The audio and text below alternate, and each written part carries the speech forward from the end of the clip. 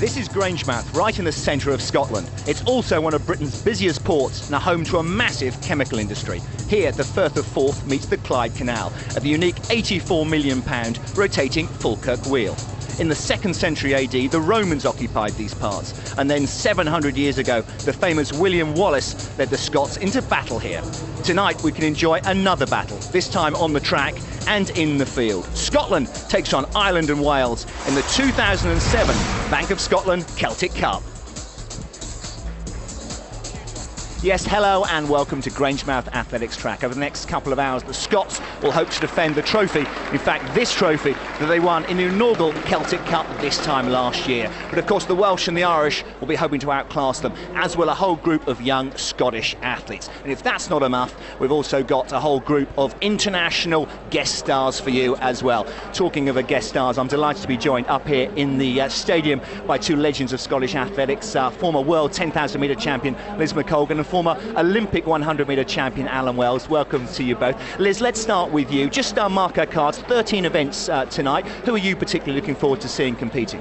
Well, I'm a bit biased because I've actually got two athletes that I coach, so I'm looking forward to the men's 1,000 metres and the medley relay because I have a young girl, Lindsay Sharp, that's running, so I think I'll be looking out for them and hopefully they're going to run really, really well. Well, good luck to them. And Alan, anything you're particularly looking out for tonight? Yeah, I think just to see the young developing athletes coming through for Scotland, certainly, but I think Jason Gardner in the 100 will be interesting. I hear this is his second last race, so you know, it'd be a bit sad to see him leaving, and obviously hopefully Lee McConnell will be in good form as well over the 200. Let's hope so. And now Liz, Scotland won the inaugural Celtic Cup last year. They start as favourites again tonight? I think we do, and we're really pumped up for it. I think, you know, to have it back in Grangemouth, it's something that's important for the Scottish team to win. We've got a great crowd out here, the weather's good, so I think Scotland's going to do really well today. Well, hopefully they'll do well. Liz, Alan, thanks very much for now. But let's take a quick glance at the timetable of events coming up tonight before we dive into our first event. As I said, 13 events being featured, kicking off shortly with the men's 400 metre hurdles, and then it's the women's 200 metres. Scotland's victorious 2006 captain Lee McConnell is up against the sensational Sheffield heptathlete Jessica Ennis. Sonia O'Sullivan, Ireland's greatest ever runner, is on track at 7:47 in the 3,000 metres, and at 8:15, don't miss Jason Gardner racing down the home straight in the 100 metres. And that's followed by the Scottish Dream Mile. Can anyone get close to Craig Mottram? Finally at 8:45, the highly entertaining medley relay, where men and women race over 3 different distances. Also tonight, 4 field events. It's a busy night for Jessica Ennis as she doubles up in the long jump after running in the 200 metres. So it's going to be a great night of athletics ahead. And just before our first event, let's get comment from trackside. Our reporter for the evening is former 400 metre star Mark Richardson. Well, thanks very much, John. Now I'm going to be catching up with interviews with the winners of all the races here. The trackside conditions, well, it's a bit blustery, but that's going to favour the sprinters and also the horizontal jumps as well. So we can look forward to some really exciting athletics. Thanks very much, Mark. Let's get the live action underway now. The men's 400 metre hurdles next. Let's join our commentators and Stuart Story. John, there's the lineup for you. Ennis in lane 2. Dermot, Ennis is a guest. McDermott is Ireland. In lane 4 is Francis Smith of Scotland. Then Darren Lewis of Wales in lane 5. Dave Martin of the development team in lane 6. And Martin Lipton in lane 7. Perhaps the favourite, Francis Smith, in the 4th lane, bronze medalist at the World Trials last weekend. He's got a best of 51.52, but his season's best 51.70, so he's coming into good form. But let me say that difficult conditions for inexperienced hurdlers. There's a heavy headwind in the back straight, which will significantly adjust. They'll need to adjust significantly their stride patterns. It's Martin Lipton, 54.26 his best. He's only 18, under 20 schools champion last season. He's at Edinburgh University now.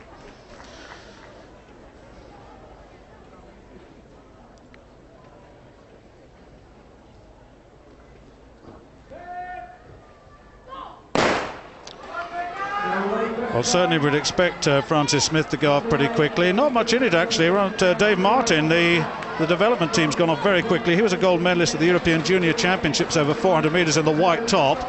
But now comes Francis Smith. Smith is really motoring down the back straight now. He's taken the lead as they approach to 200 metres now. And then, of course, the captain of the development team, Dave Martin, as they approach them through 300 now. This is an important part of the race, but certainly Francis Smith the Scot, well in advance now of Dave Martin. These two were projected to be the two favourites, but this is a very, very good run by Francis Smith. He had the pedigree with a best of 51.70, and it's a very, very good run indeed. In second place will be Dave Martin of the development team, so Smith wins it. Martin in second place, and for Ireland McDermott, I think it is, yes it is, coming into third place. Well, let's have a look. The time 51.93, and that's not a bad time in the conditions, because if you look at the flags down the back straight, they are absolutely flying.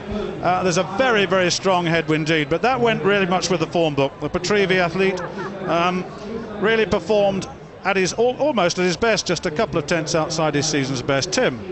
Well, I was going to say, Stuart, Francis Smith in lane 4 for the Scottish senior team, very, very strong indeed. That time, 51.93, and this is how he's set off. You can see him there, centre of picture, making up ground on the red Welsh vest of Darren Lewis early on. He's picked him up there after 100 metres, and I'll tell you what, considering he's running into a strong headwind there down the back straight, look at the flags, he really is performing well. Good through 200 metres. It was a very, very impressive, steady, controlled bit of hurdling this. He's got a big lead here. Now, interestingly, just here, he comes into the range of vision of Dave Martin in the white vest outside him in the Bank of Scotland development team. In effect, his Scottish teammate, so to speak. And Martin there accelerates markedly, and the pair of them pull away down the home straight by a huge margin from the rest of the field. It's good sprint, it's good hurdling this from Francis Smith. He really is operating in a different class, but Dave Martin dragged through to what I'm sure will be an impressive time in the conditions. Look at that, only about 4 metres down at the line. Very relaxed, takes the hurdle very well, good trail leg, got momentum off the hurdles. He's done that, he's quite relaxed, as you can see. Little glance at the clock, very good win, and officially 51.93. I think he's down trackside now with Mark. Well, absolutely, Francis Smith, that was a fantastic victory, and you've set all the hearts a fluttering in the crowd. You got them off to the perfect start. Yeah, it's good to get Scotland off to maximum points there for the first event. Pretty windy tonight and pretty hard to get the stride pattern right. Bit tired still from the weekend. Hectic 2 races, Friday night, Saturday at the UK Championships. Coming away with bronze medal, so that was a good one, good thing. Personal best. Tonight it was just getting out there and trying to attack the native record, but 51.07, but it just didn't happen. Very windy down home straight, but nice to clock 51.93 on the clock. Nice to do another fast time in there. Well, many congratulations. Yes, so confirmation of the result of that first event, the men's 400-metre hurdles. A fine win in difficult conditions for 400-metre hurdles for Francis Smith of Scotland. David Martin for the development team in second, and McDermott of Ireland in third. So full points for the Scots in the first event. Now, as well as on the track, there's lots going on in the field as well. Some quite innovative and interesting stuff as well. So let's get the latest from the triple jump. Well, I'm down on the triple jump runway now. This competition is going to have a slight twist to it. We're going to have both the men and the women competing together, and their aggregate score will count towards their team's total. So the men are going to be jumping off this takeoff board, which is actually at the 13-metre mark. So it's 13 metres away from the sandpit. Whereas the women in this competition are going to be jumping from this takeoff board, which is actually 9 metres away from the sandpit. Now, as you can see, there is a green strip of plasticine at the front edge of the takeoff board. Now, if the athlete makes a mark or indentation in that board, then it will be registered as a foul. It will not count towards the competition. Now, the really important thing for these athletes is to build up a lot of momentum on the runway, and then to convert that into horizontal distance over 3 phases, namely the hop, step and the jump, and which they will launch themselves into that sandpit. Gillian Kerr then for the Scotland squad opens proceedings. Conditions very good indeed. They've got a strong following wind, Mick Hill. Yeah, this is going to help them. They can run very, very quick. Hits the ball beautifully there. And that'll be very close to her personal best and Scottish record of 13.25. Remember, we add this distance to the distance of a partner, and then that gives the total distance for each round. And there's the distance there, 13 metres 13. That's a superb opening jump. Very, very close, within 12 centimetres of a personal best. Now, this is a partner, Anthony DeFern. He's got a personal best of 14.83. So remember, he has to get a jump in, and hits the board nicely as well, but you can see he's gone from the 13-metre board there, only seems to have got into the pit by about 1 metre. So this is going to be a good opening jump from the Scottish pairing, and there it is, 13.99. So that's added to Gillian Kerr's distance, 13.13, giving a combined distance of 27.12. Francis Smith, bronze medalist in the UK Championship of the weekend. First to rise at the second hurdle for Scotland. David and this looks like Dennis Finnegan from Ireland. Well outside him. Liam McDermott in the green of he has a Ireland personal best of 14.38. Oh, chops onto the board there, loses a bit of momentum. Actually goes into the pit a long way, but I believe he's off the 11 metre board, so this shouldn't be as far as Anthony's jump. And there it is, 13.66. And he's partnered by Mary McClooney. And here's McClooney now, still in the first round.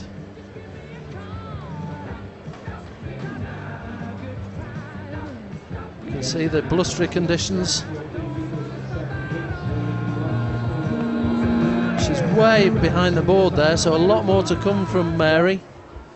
Interesting to see this. Remember the chase in the aggregate of 27.12.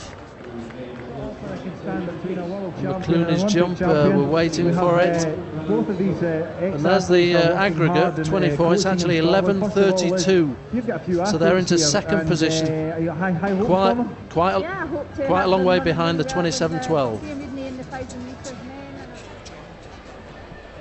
Well, fascinating stuff there in the field, but let's head back to the track now, and next up it's the women's 200 metres. And what a good race this should be, and it's got a good field in it too. Some good athletes. Sheehy of Ireland drawn on the outside in lane 8, but there is the full lineup. Amy Foster guesting, then Susanna Begg of Glasgow Club, then Lee McConnell, the captain of the Scottish team, Jessica Ennis, international guest, more about her in a moment, Stacey Downey of the development team, Mandy Crowe of Ireland, Melanie Stevenson of Stevenson of Wales, and Chiara Sheehy of Ireland drawn on the outside.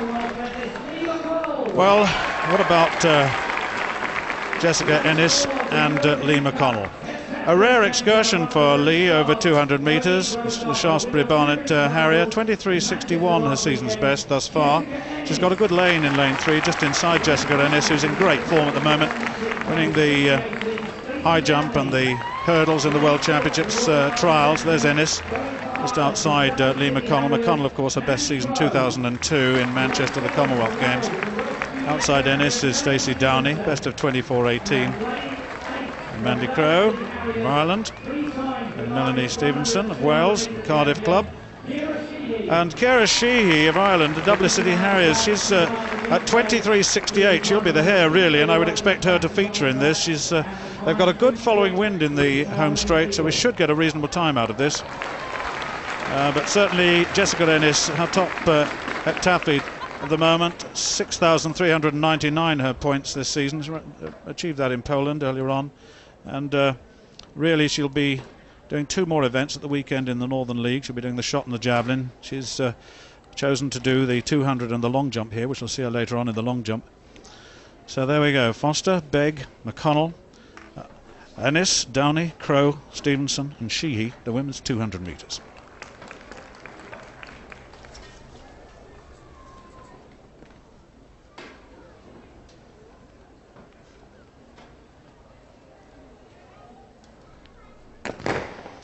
Well, away first time, and Ennis has gone off very, very quickly indeed, and Jessica Ennis already up on Steph Downey as they come round into the bend. Let's see what the transitions are like, and all of a sudden Lee McConnell putting some pressure on Ennis as they come into the straight. It's McConnell and Ennis and Sheehy on the outside, and McConnell's coming away with this at the moment if she can hold her form, and McConnell's coming away from Ennis, and on the near side Sheehy.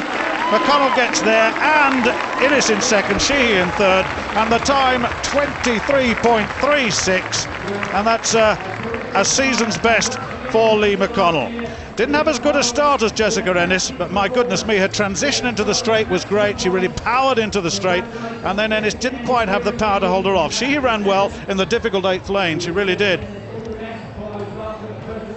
Well, Stuart, I think there's a lot of pride at stake here. Lee McConnell, the Scottish team captain, goes in lane 3. And certainly the centre of picture, you can see Ennis got away from her over the first 50 or 60, but then she kicked in hard here, really with about 30 metres before coming into the straight. She worked very hard and was on the shoulder of Ennis. She made up a couple of metres there very quickly, and here she is going away. Ennis works hard. I think she's just aware that Sheehy, to the left of Picks there in lane 8, is coming up on her. Certainly McConnell wins it. Very tight at the line for second. Look at this.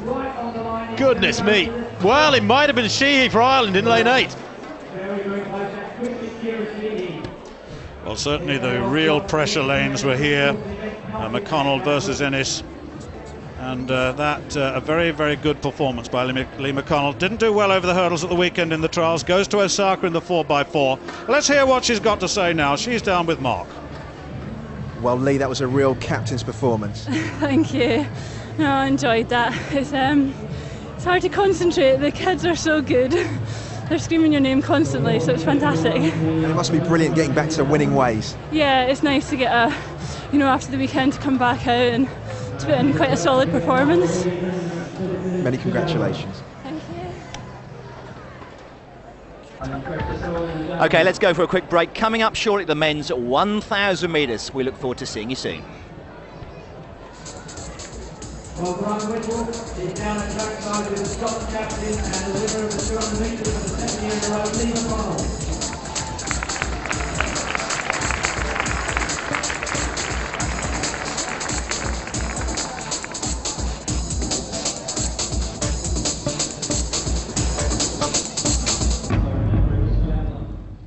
This season, Sky Sports will bring you more Premier League games than ever before. 92 matches, including the big head-to-heads. And no more pay-per-view games. We've got the FA Cup, Carling Cup, Scottish Cup, Spanish League and Football League. Plus the playoffs, the best of the Champions League. Internationals from England, Scotland, Wales and the Republic of Ireland. Sky Sports, a new season and all the football you'll ever need. Yeah, everyone will be over around 8. Yeah, I'll see you then.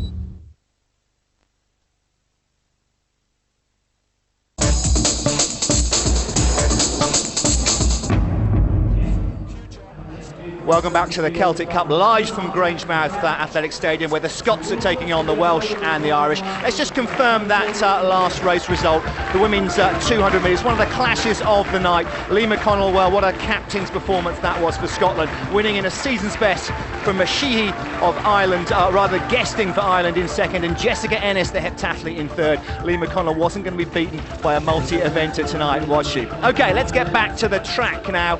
Next up, it's the men's 1,000 metres.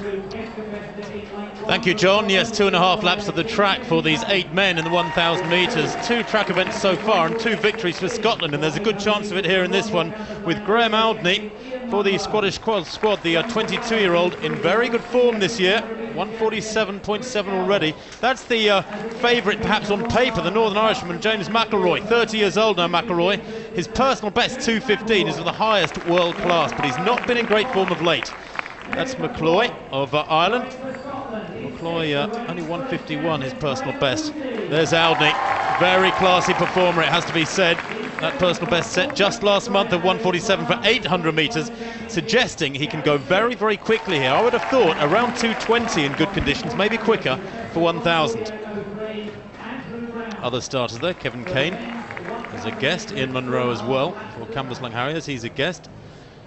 Chris Gow for Wales. And of course they will have to contend with this difficult wind. Well, away they go. No pacemakers in this point scoring match in the middle distance races, which could make it awkward. Remember, a fabulous mile in prospect later on in the evening. But certainly they've gone off at a healthy tempo here through the first 100. They come into the straight, and as they come through the line down in front of us, they'll see 2 laps to go. And leading there is Kevin Kane from Inverclyde AC, and he takes them through 200 metres and around 26.5, 27.38. I think that's probably a little bit pessimistic. Into the back straight they go. Well, certainly Aldney looks as though he's moved into second place, the Scottish athlete. Yes, he has, and with James McElroy of Northern Ireland, Windsor Slough and Eton guesting there. As you were saying, Tim, he's got a very good time under his belt. Not running well at the moment, though, he really isn't. Andrew Brown coming wide on the outside, into contention there on the outside, as you see. But really, Aldney, with a 1:47.77 this season in June, is quite useful. But you're quite right, I'm not sure this pace is quite useful by Kevin Kane, if it is pace.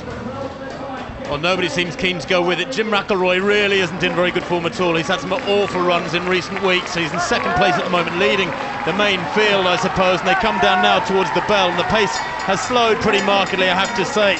He goes through, does Kane, at around 1:24, 1:24.05.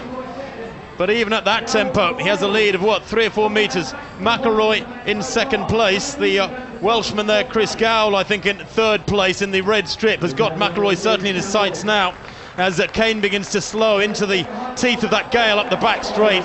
Maybe they're a little bit more sheltered there down at track level, but Gow now kicks hard. McElroy in a slipstream, just over 200 metres to run.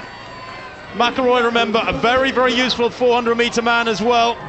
Multi-talented sportsman, and McElroy now in the wake of Gow, the Welshman. These two beginning to get away. Kane has been passed as well. Munro there moving through, having a good run. Ian Munro, that is, from Cambuslang Harriers in third place. But it's still the Welshman, Gow, leading. McElroy trying to challenge and gets past him. McElroy leaves it very late, 40 metres out, and coming through as well. Gow there beaten through into second place. McElroy takes it, no doubt about that. Munro takes third, 2:21.96. A lot of hard running there in the final 250 metres. But Jim McElroy, well, he might not be in best of form, but his tactics there were up to the test.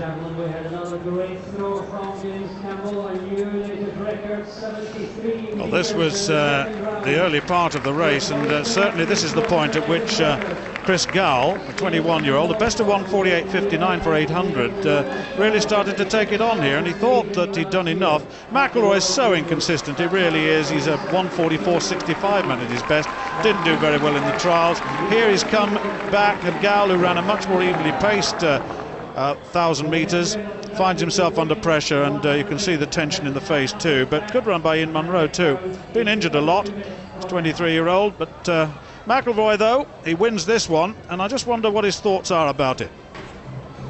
James, that was a tactical masterclass. Well, that's the first. Quite windy out there, so I wasn't sure whether they went off too hard or whether I was hanging back too much. We just wanted to be competitive with 200 to go, so yeah, it went okay. You kind of teased the field because you always seem to have another gear in reserve. I don't know about that there, but I was, you know, I've went out a lot of the races very hard this year, so I said this one I'm going to hang back. I'm trying to be more tactically astute. Well, you came away with a victory. Great work. Thank you. Yes, that was a great one. A really hard-fought race down that home straight. Great atmosphere, by the way, at the Grangemouth Athletic Stadium. The athletes are really being supported by the spectators. Let's get back to the field now and the latest on the triple jump. Here we are, we're in the third round now. You can see Anthony had a foul in the second round, 13.99 in the first. Can't stress too much, the strength of the wind is almost hindering the athletes here, but that looks a very tidy jump from Anthony. Got a season's best of 14.83, and that looks very, very close to it. Looks quite happy with it. There it is, 14.60 in the third round. That's a superb jump. And this is Strange, Alistair Strange, season's best of 14.62. We're in the third round. So far he's done 14.56. There we see, in the third round. Well, that's fantastic speed on the run-up, and that looks an excellent jump. Season's best of 14.62. This looks miles further than 14.62. Hits the sand, looks very pleased, and there it is, 15 metres 22. His personal best is 15.38, but smashes his season's best by 76 centimetres. Fabulous jump there from Alistair Strange. And here's Dennis Finnegan in Ireland. This is the third round. Looks overstriding into the board there, and not the same rhythm at all. And that jumps a long way below that from Alistair Strange. And let's see what the measurement comes up at.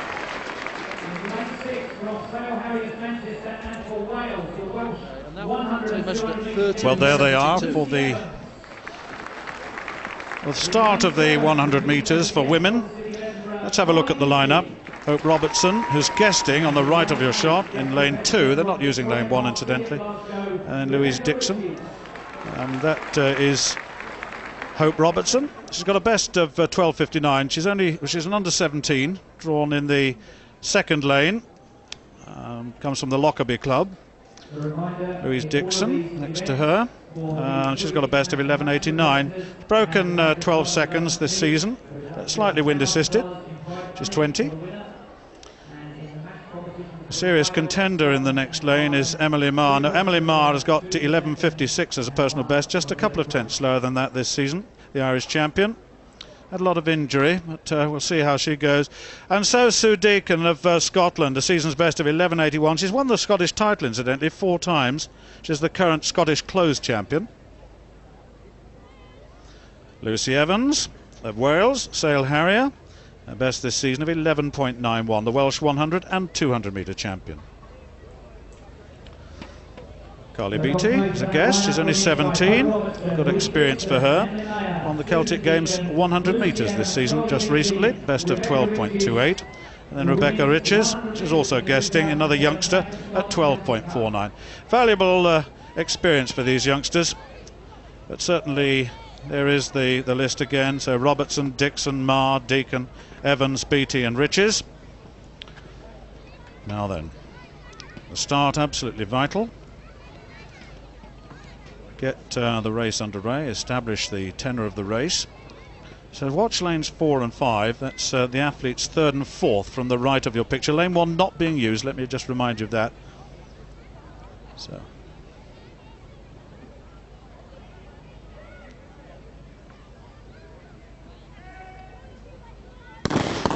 Now we've got a false start, a little bit of a movement there. It might well have been Emily Marr actually who moved on the far side. And of course that'll be a yellow card for all the athletes in this. It's not absolutely clear. Tim, I don't know whether you saw it. Was it Emily Marr, do you think? Was it a movement from her?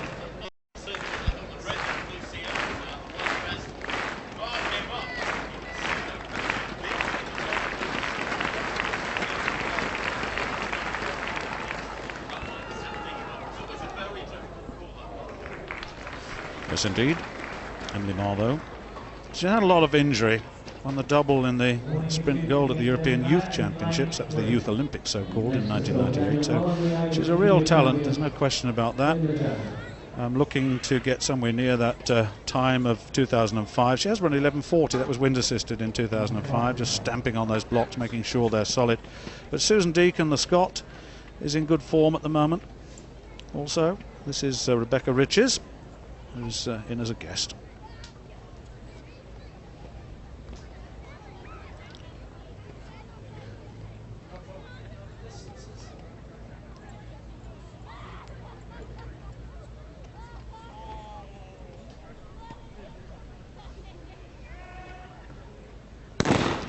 No problem with the start here. Deacon gets away well, and so does Marr as well. And Emily Marr is going very strongly from the third lane from the right. And here comes Susan Deacon into second place. This is going to be very tight. Marr wins it. Deacon in second. On the far side, Louise Dixon actually may well have got the third. We'll check on that in a moment. But absolutely clear, the winner, Emily Marr. She promised so much from the Kilkenny City Carriers. She is a class athlete and really demonstrated that there. Good effort by Susan Deacon, though, Tim. She really gave a great battle until about halfway, and then it was a little bit of freewheeling through to the finish. Well, she did run well, Deacon. Marr was never able to relax, was she? Third from right, Emily Marr. Such a promising future back in 1998 with that double gold at the European Youth Olympics. Very quick legs from her. Deacon pumping hard all the way to try and get back to her. Nearly gets there. It was very tight at the line. The pair of them well clear of the rest. Third going to the Welsh best of Lucy Evans, I think, there as they come through. It's very tight indeed. Yes, I think Evans there just getting third. Yes, indeed. Look at this. Lucy just getting through there. Louise Dixon ran well, actually, as a guest. Best of 12.13. She's ran well, but Marr went with the form book once again. So 3 points for Ireland. It's 3-2-1. 3 for first, 2 for second, 1 for third. Let's see what Emily Marr has got to say about that performance. Emily, that was a really powerful display of sprinting. It was tough. I wasn't expecting the season to come back so strong. But it was a good race. I'm really pleased with this. Now, there was a false start. Did that affect your concentration at all? I felt really bad. They gave it to the girl in lane 3, but it was me all along. But no, not really. Get used to it. So it's a bit nerve-wracking knowing that you can go out in the next one. So, but it's okay. Got my head together. Brilliant. That was a great display. Many congratulations. Thank you very much. Thanks. Yes, good points for Ireland in the women's 100 metres there. But let's just confirm the result of the men's 1,000 metres we enjoyed a few minutes ago. There you have it. The guest, James McElroy, winning 2 minutes 21.96. Chris Gowell for Wales in second place, and Ian Munro also guesting in third position. So good points for Wales there. Let's go back to the field events now, and next up it's the men's javelin. It certainly is, and Rhys Williams is the first to go, but certainly Mick Hill alongside me. There's a young man who throws in fourth place, James Campbell. Can't wait for him, but let's see what Rhys Williams can do. Quite good on the run up there. Rhys, namesake, but no relation to Rhys Williams, a hurdler, and that's falling short of 70 metres. And this throw was measured at 64 metres 23, so not a bad opener. He's got a personal best of 66.46. And this is James Campbell, an athlete I've actually been working with since last October. Very disappointed with 8th place in the European Juniors, but looking in good shape today. Little bit bent front leg, and that javelin stalling out a little bit, but very, very close to the 73 metres 18 national record that he actually owns. So technically that wasn't too flash, but it's very close to his Scottish senior record. James, under 20 athlete, was 8th in the world under 20s last year and 8th in the Europeans this year. There's a youngster, Daniel Mullen from Ireland, only 18 years old. A little bit out of his depth here, got a personal best just in the 50s, but technically not too bad. But you can see that's come down there. Oh, it's in the blue, so although it's not over 60 metres, that actually gets him £50. So I'm sure he'll be quite pleased when he sees that one. And the measurement of that was 52.91, you see, so a little bit down on his personal best, but in the target.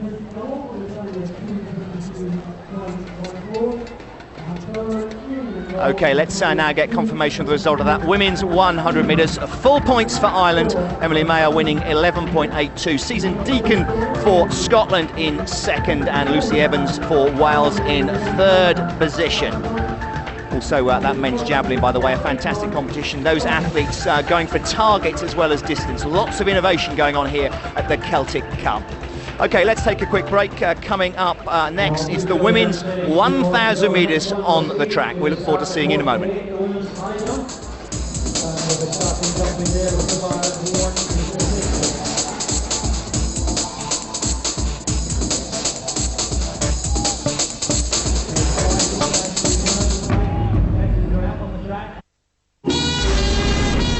My name is Dexter Morgan. I don't know what made me the way I am, but whatever it was left a hollow place inside me. I'm a serial killer. Oh, that feels so amazing to say out loud. You give me the creeps, you know that, Dexter? Yeah, I know. Sorry about that. What are you doing now? I'm just finishing up a little project. Dexter, the killer new series, Sundays at 10 on FX.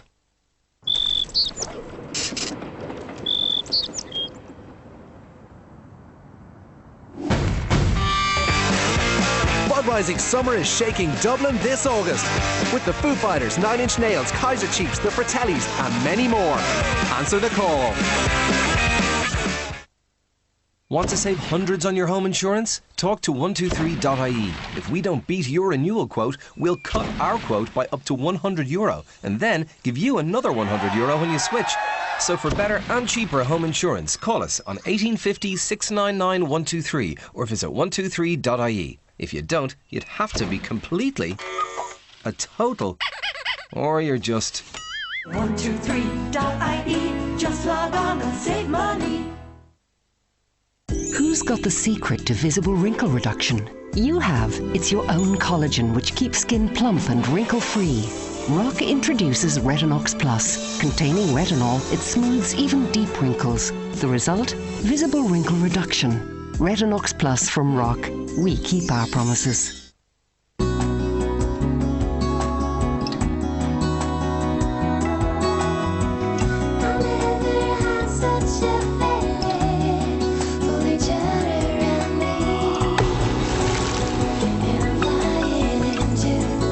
Bounty, a taste of paradise.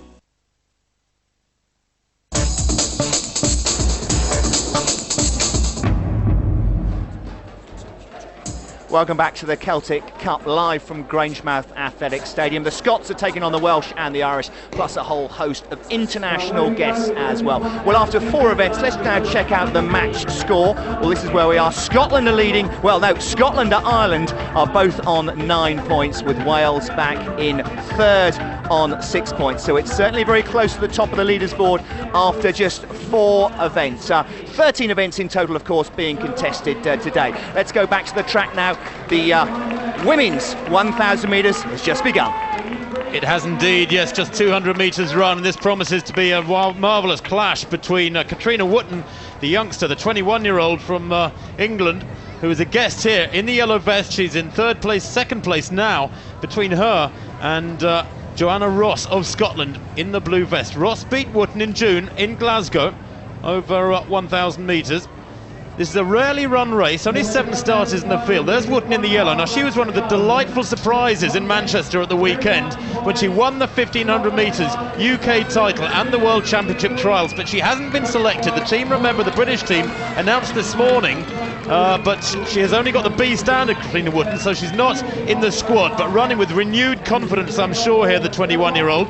Joanna Ross will want to inflict another defeat upon Wootton there. Reid as well looking strong there, Kelly Reid for Ireland, useful 800 metre runner with 2:03 her personal best, and these 3 have got right away with just over a lap to run.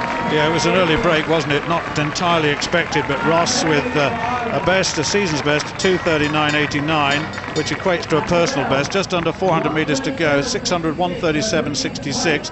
Certainly Katrina Wootton will be living off the performance over 1,500 metres at the World Trials last weekend. She hasn't got the A standard, she's still got to do that, but she did set a personal best there of 4:09.57 for the 1,500 metres, so she's clearly in good form too. She is indeed, and now with 300 metres to run, she begins to make a move, easing up along on the shoulder there of Joanna Ross of Scotland. Remember, Ross beat her over 1,000 metres just a month or so back. Now Reid, the tall, striding Irish girl there, 29 years old, very experienced, Northern Irish champion this year over 800 metres, moves into second place. Wootton, remember, they're in yellow on the bend now, comes round to the crown of the bend, running the shortest line. They've got to take the wide line to get past her, and she gets her head down and kicks again.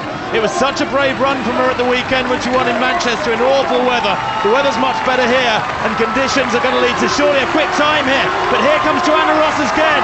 She's left it very late, the Scottish girl, but she's got past Wootton, and I think she's going to beat the UK champion at 1,500 over 1,000. She does indeed. 2:41.84. The time is useful, nothing special, but the manner of the run there from Joanna Ross, very, very clever racing indeed. She left it so late. Wootton had no time to respond, maybe tired from the weekend, but that's a very important scalp for Joanna Ross. Wootton second, and in third place there, the Irish girl. Well, yes, indeed. This the point really. Reid looked very strong. She was in a good position here, and Wootton actually took it on at this point, and Joanna Ross was trapped in on the inside. And this is the point where you thought, well, as Ross left it too late, and then she moved out wide, and it was down to strength and speed endurance down the home straight.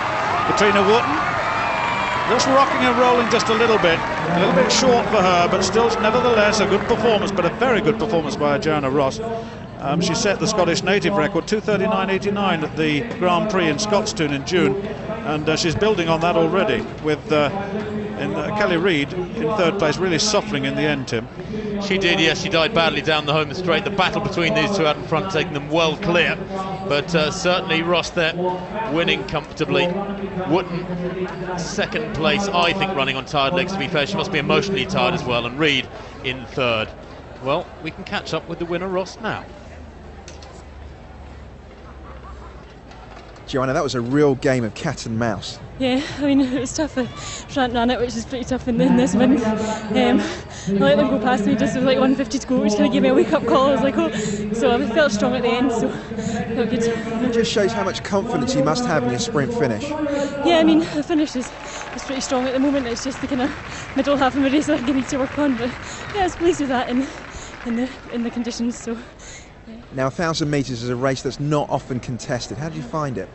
Well, I mean, it's tough, but I'm more an 8:15 runner anyway, so it's probably a distance that's quite suited to me. And I ran one earlier on in the year, my first one earlier on this year, so I kind of had more idea of the pacing, and so that helps definitely. Well, we'll let you catch your breath. Well done.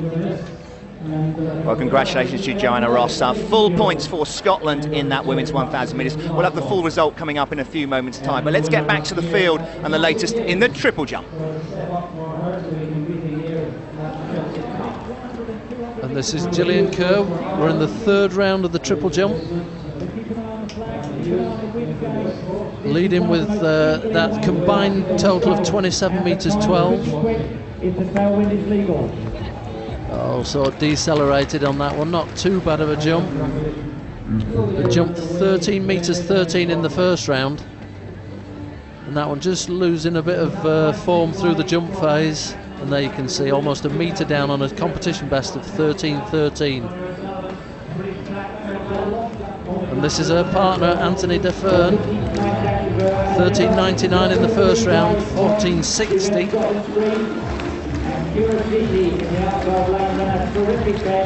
Personal best 14.83. Very fast, accelerated onto the board, and that's quite a good jump. Very difficult to see from this camera angle where he's landed in relation to the pit. But that one there, that is his third round, that's 14.60, confirms that, and that was a total of 26.76 combined. Not quite as good as the 27.12 in the first round. And this is Finnegan, Dennis Finnegan, in the third round. Going for Scotland in fourth place. That's a little bit untidy there. You see a very quick replay. Again, this camera angle, very hard to see exactly where he's landing in the pit. There we go, third round 13.72, not quite as good as his second round 13.88. Well done, ladies and gentlemen, the 1,000 metre winner from Scotland. And his partner's Mary McClooney.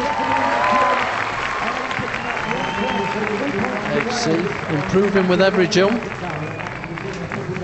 So 11.67 so far. Not getting any wind readings, so we're not too sure if these are legal, and there is a very strong following wind. And that one almost stopped on her. She gets a good hop and then can't stretch out on the step phase.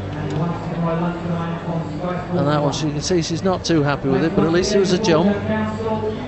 And that one was measured at 11.53, so giving them a combined total of 25.25.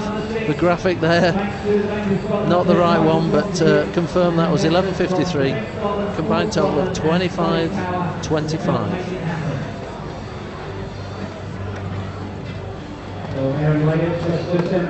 Well, a fascinating triple jump there, but let's get the result of the women's 1,000 metres, the last event we enjoyed on the track. Joanna Ross, full points for the Scots, winning in 2 minutes 41.86. Katrina Wooten, the UK champion just a few days ago, guesting in second. Great scalp that for Joanna Ross, and Callie Reid of Ireland in third position. So lots more coming up from the Celtic Cup here in Grangemouth. Let's take a quick break. Sonia O'Sullivan coming up shortly in the women's 3,000 metres. And just before we go to that break, this is the result after 6 events. Remember, after 4, Scotland and Ireland were drawing at the top. Now Scotland has just pulled away for a 2-point lead. So Scotland leading on 15, Ireland on 13, and Wales on 8 points. And that match score includes the triple jump. So it really is a very close match at the top of the leaderboard. And let's take a quick break, but coming up shortly, Sonia O'Sullivan goes in the women's 3,000 metres in her last ever track race here in the UK. The Queen of Irish Athletics up next. See you in a moment.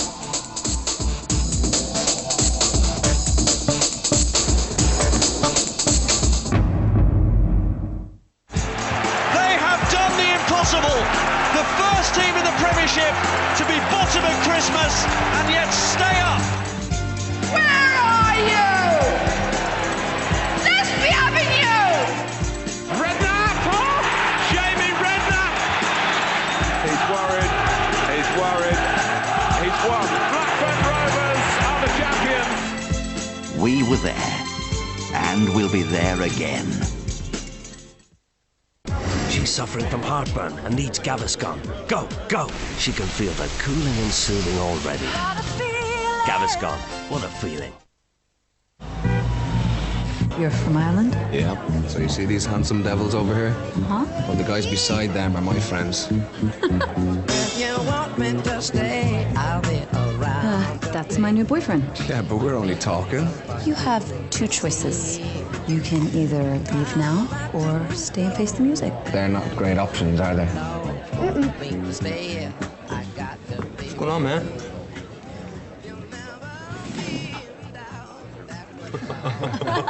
So, how you doing? Hey, it's great to finally meet you. How long have you been going out with my sister? Your sister? Baby, you never told me you had a brother. Yes, I did. It's never just A or B. There's always C. Carlsberg, probably the best lager in the world.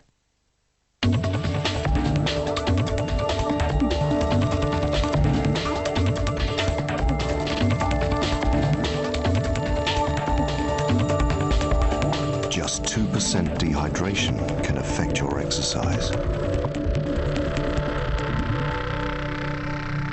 Hydroactive from Lucozade helps replace the salts and fluid lost in exercise. Lucozade Hydroactive. Better hydration, better exercise.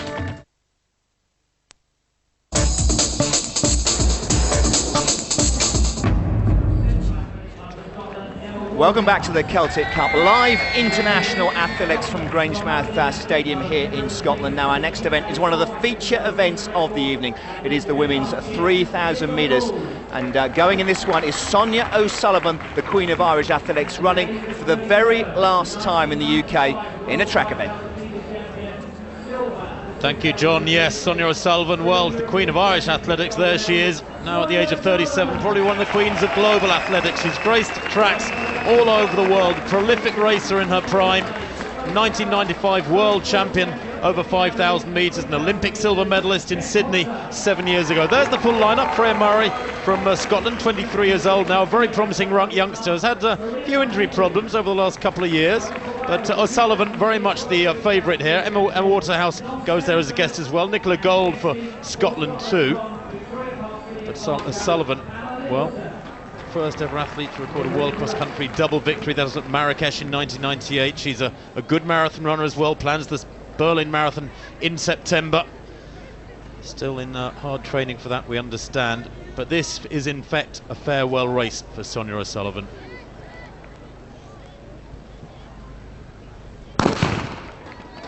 Away they go. Other athletes to look out for here. Maria McCambridge of Ireland. She'll be in the green strip, of course, the 32-year-old. She's an 8:50 athlete, and 9 minutes really is the entry marker for international class at 3,000 metres. So 8:50 is very classy indeed. There's McCambridge in the green. Freya Murray takes them out in the early stage. There's Sonia O'Sullivan, looking very relaxed, as you would expect at this sort of tempo, although she does have trouble generating speed these days. We understand she still holds the world record for 2,000 metres. That was set here in Scotland back in 1994, Sonia O'Sullivan. And certainly there'll be a lot of pride at stake here for Sonia. I would imagine, Stuart Story, a very emotional run this for Sonia. Yes, indeed. She's, as you say, one of the greatest we've seen. World champion in 1995 over 5,000 metres. Of course, silver at the Olympics in Sydney in 2000. 3 European Championship gold medals. 2 World cross-country gold medals. She's done it all, really. And there's a real mix of experience and youth. Beth Potter is in the 5th lane. She's only 15 years old. And a Great Britain Junior International, given an experience. She's leading the trailing group. This group of 4 have now got away from the rest. They have indeed, yes. Maria McCambridge in 2nd place. In 3rd place then, Nicola Gold, the Scottish representative here, with O'Sullivan in 4th place. And already there's about a 6 or 8 metre gap back to the 2nd group. Oh, Sonia O'Sullivan just watching proceedings unfold here in front of her. They'll be looking to go through 1,000 metres here. I would have thought in around 3 minutes, something perhaps slightly slower. Conditions for middle distance running not bad, but there is quite a gusting breeze around the arena. So Freya Murray happy to lead, 6 laps to run. McCambridge there in 2nd place, of course, will regard O'Sullivan as a great heroine. And we spoke to Sonia O'Sullivan earlier on, and she's in fine fettle, is Sonia. Well, in the 3,000 metres tonight, it's a bit windy up here, so I think I'll be sitting in, and hopefully I haven't totally lost that fast kick I used to have many years ago, and be able to run pretty fast towards the end of the race. Now, you've had such a consistent career. What's the secret to your enthusiasm?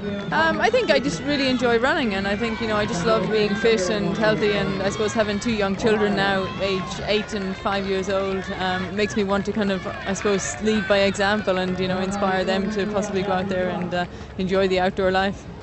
And do you have a time goal at all for this evening's race? Not exactly, no. I mean, I think the main thing for me will be to treat this as a real race, not really worry too much about the clock, and just be as competitive as I can be.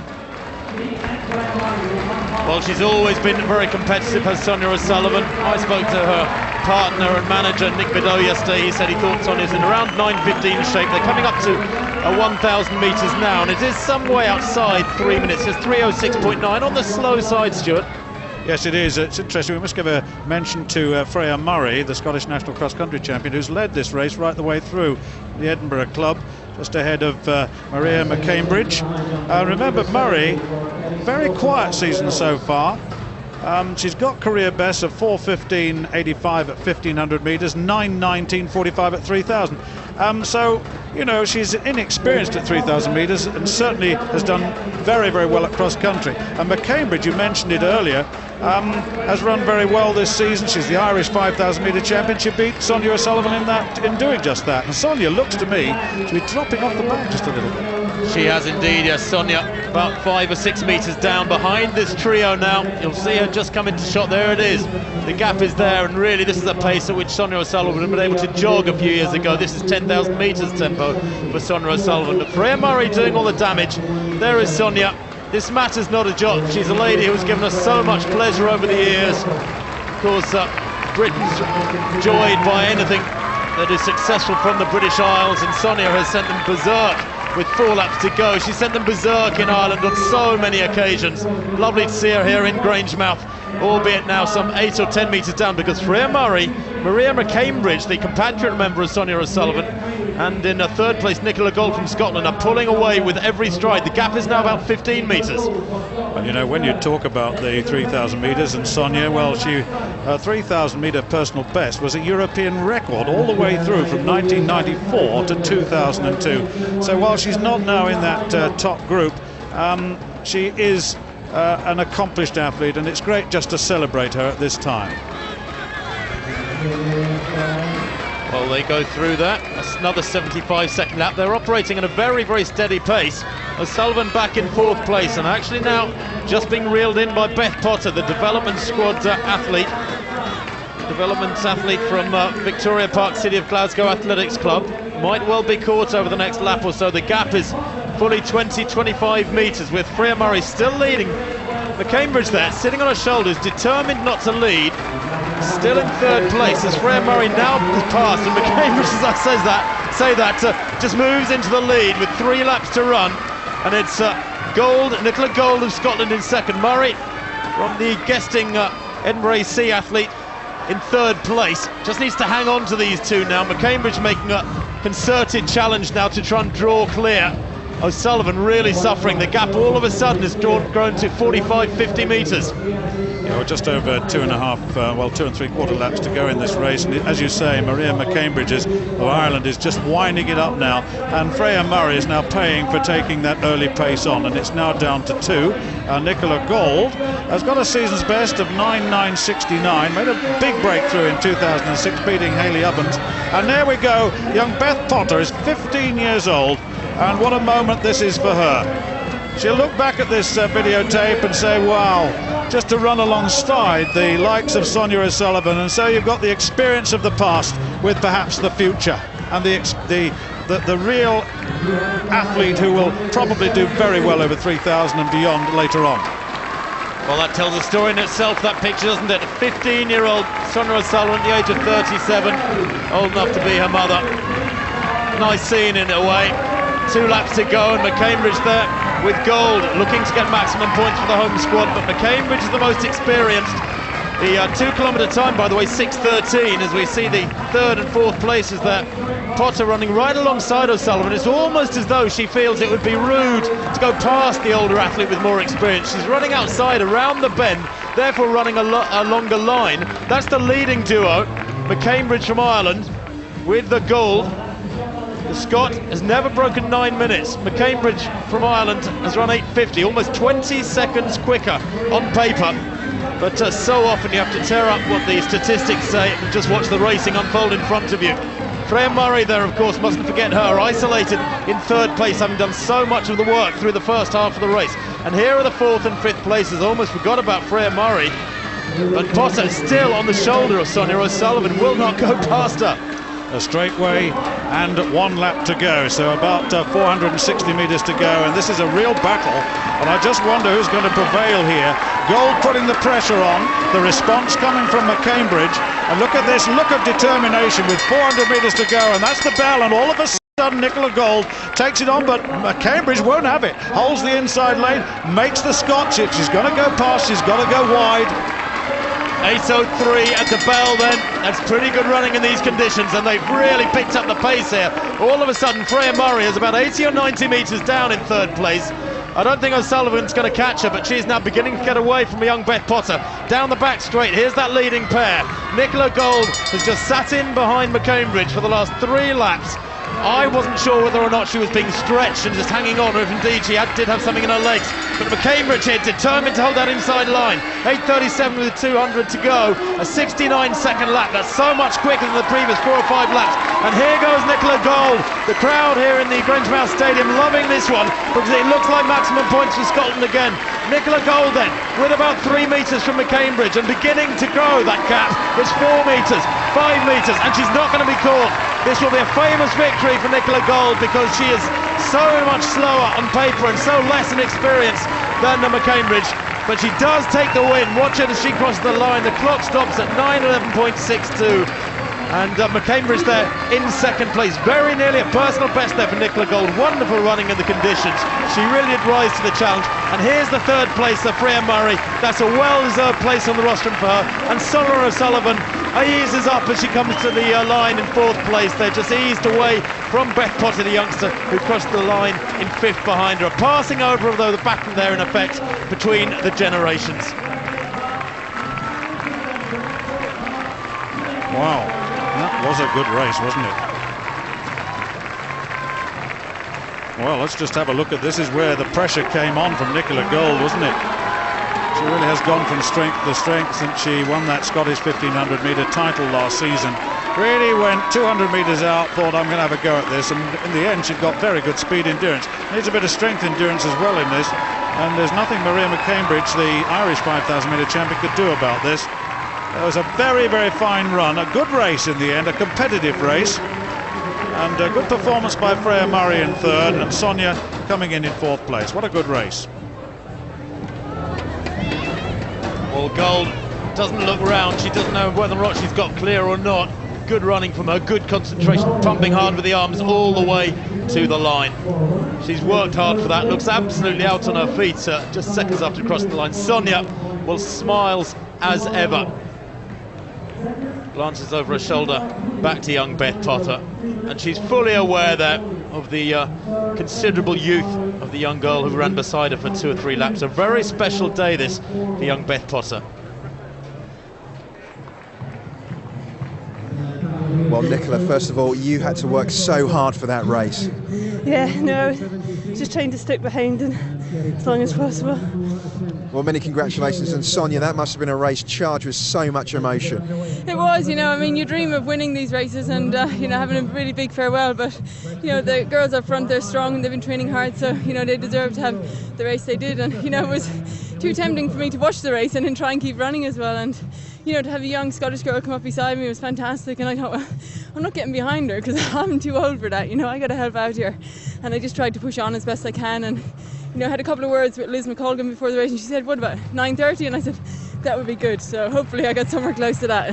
Well, you must have so many fond memories of racing in the UK. I do, I mean, absolutely fantastic days, you know, in Scotland I broke a world record in 1994, straight back down to London, a European record over 3,000 metres. They were definitely some of the best days of my life, and you know, I'll be sad to see them go. Well, thanks very much for giving us so many wonderful memories.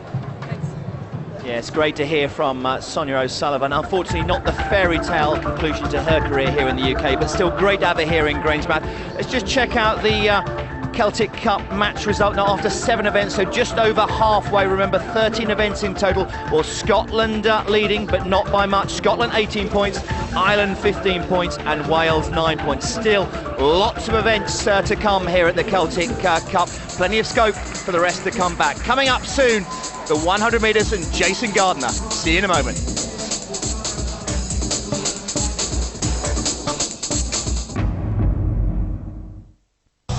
Two identical sealed boxes. I told the diners, if they're not happy, they don't have to pay. Bring it forward and a gun! Taliban are counter-attacking, and I think it's best to keep moving. Channel 4 is now available to everyone on Sky Digital. See this?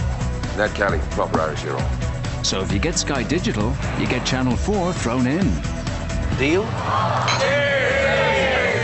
Sky. Entertainment your way. Welcome to the Memory Hotel. Welcome, sir. May I have your name? Rodrigo Cardoso! I didn't quite get that, sir. Rodrigo Cardoso! We couldn't hear you. Rodrigo Cardoso! Ah, hello. Rodrigo Cardoso!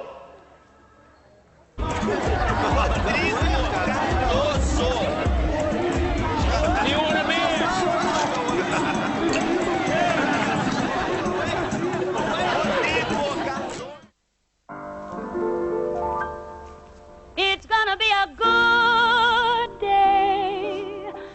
Yes, it's a good day for singing a song. Funny, you never let yourself run out of bachelor's beans. Yes, it's a good day. How can anything go wrong? Life would be empty without bachelor's beans. Want to save hundreds on your life assurance and mortgage protection? Then talk to 123.ie. We'll pay half your first year's premium, which means you'll automatically save hundreds. So, for better and cheaper life assurance and mortgage protection, call us on 1850 699 123 or visit 123.ie. If you don't, you'd have to be simply a right or just a complete. 123.ie. Just log on and save money.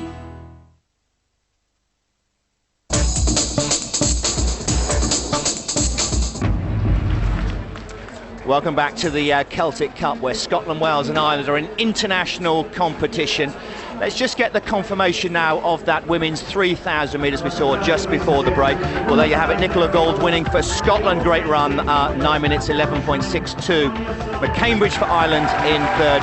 Murray Guesting in third, rather. McCambridge in second, rather, for Ireland. Murray in third, and Sonia O'Sullivan in the last ever track race here in the UK, coming in a very credible fourth place. Now, men's 100 metres coming up very shortly, and Jason Gardner, the gold medalist from the Olympics in the 4x100 metre relay, going in this one. Jason was here earlier today, just giving a few tips to some of the up-and-coming young Scottish athletes.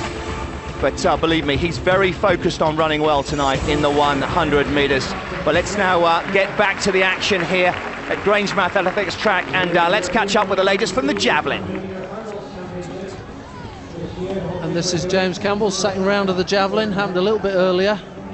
Remember that fantastic 72.22 season's best, second best ever for James. Side on there and hits that javelin, stops on a sixpence, it actually goes out of sight of the cameras, and that one's just round about 67, 68 metres maybe. Looked like there's a deceleration on that throw from James. That throw was measured at 68.74. That was indeed his third round. And I think this is the fourth round. Rhys Williams from Wales. There it is, you see that a long way short of the 67, 68 metre line. There it goes, fourth round of 62 metres 15. And this is Chris Smith, actually in the development side, but in his 30s. We'll work that one out. James Campbell's only 19 in the Scottish full squad, but here he goes, very slow on the run up, but a powerful... Go on!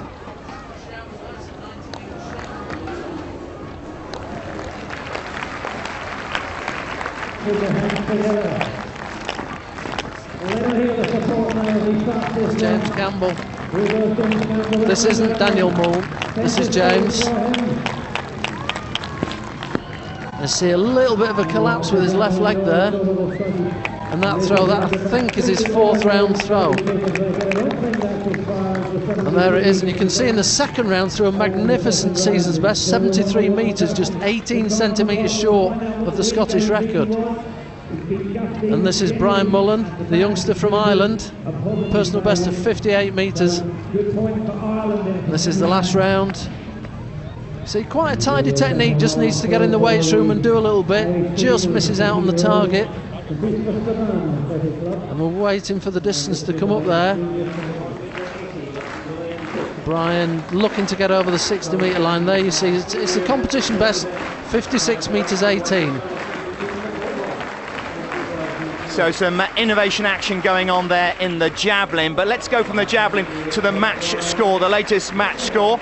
Well, after 8 events, there you have it. Scotland will have extended their lead. Scotland leading from 21 points, Ireland second in 16, Wales 11 points. Scotland, of course, the defending champions from 2006. Now, the men's 100 metres coming up shortly, and this morning at a coaching clinic, Mark Richardson caught up with him, and he asked him how he prepares mentally for these big races.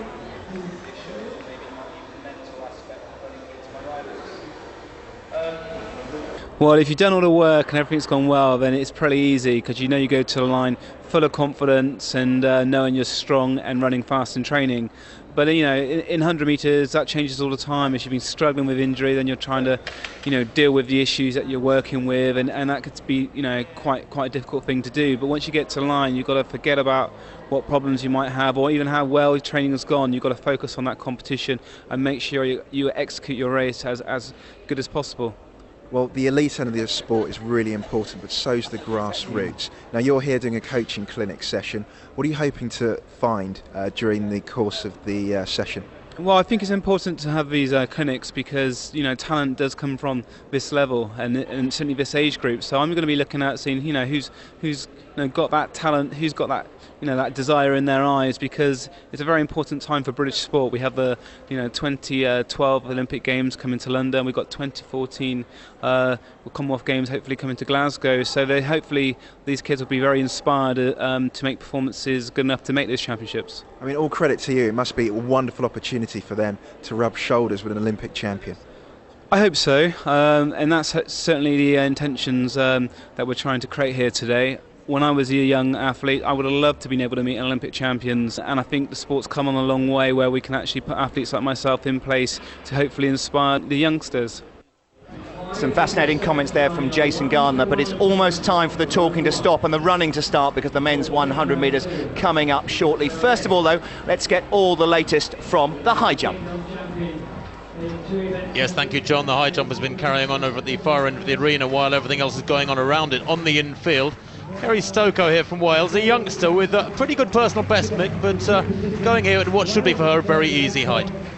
That's right, yeah, 165, very, very modest, but you can see she clears that by a mile. It is getting a little bit chilly out there, so these power athletes won't like that too much.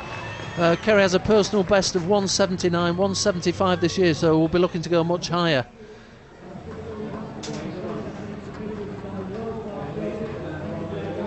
And you can see this is Pam Hughes for Ireland. You see that's it's written on a vest there, and that's because Deirdre Ryan dropped out the last minute. But once again, that's a magnificent clearance, 165. Very early stages of the women's high jump. These girls will be looking to go much higher. And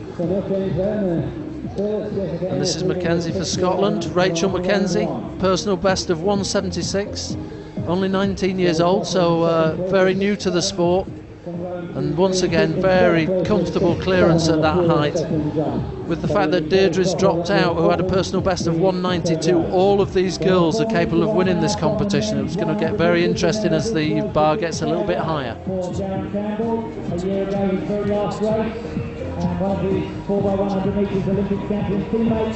And we're going to go to the long jump next.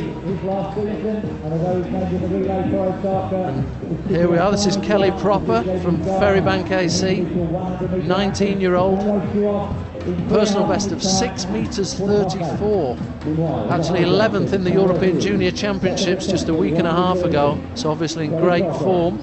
Personal best from this year. Strong, fast athlete. Sure, she's going to relish the thought of competing against Jessica Ennis today. Very compact athlete, fast, accelerates into the board. Whacks the sand there, not happy with that one, so obviously she thinks she can do more. That was a nice hang technique once she took off. So a very basic technique designed to eliminate all of those forward rotations and backward rotations. So not entirely happy with that, but let's just have a look. As penultimate stride should shorten, it didn't quite. There's the hang, good leg shoot, collapsed a little bit into the pit. There's a little bit more to come there, I fancy. I think definitely, Stuart. We'll see the distance for this jump. It's not come up on the computer yet. Looks a very solid opener round about the 6 metre mark, but they actually came out at 5 metres 99. So she knows she can do much more, even almost half a metre more if she gets it right. But once again, there is a blustery wind out there. And this is Gillian Cook, as a season's best and personal best of 6:39, the 24-year-old. The Scottish record has stood since 1973. Could actually go tonight. And that, again, a very solid opener, but I think the wind's actually pushing them down there too fast, Stuart, and they're struggling to cope with it. Yeah, there's a little bit of over-rotation there. You could see the leg coming down very, very early on. She would have liked a little bit more. Let's just have a little closer look at that. You've got to be quick on the runway. You've got to just shorten that penultimate stride, dip down a little bit, get over the takeoff foot, and there you can see the forward rotation. Just nullifies what could have been a better jump, certainly. That once again, there's a lot more to come. And that was 5:94, that jump.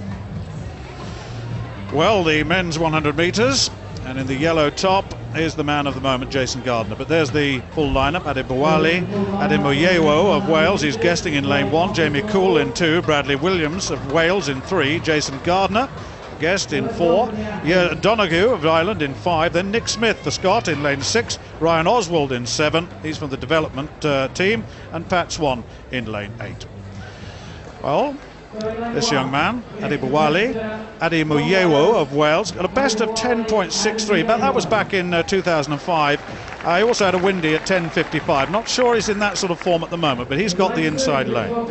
Jamie Cool, season's best of 10.71 thus far. He's having his best season yet, but perhaps he's better over 200 metres. Bradley Williams, the Welshman from the D-side club, best this season, which equates to a personal best of 10.81.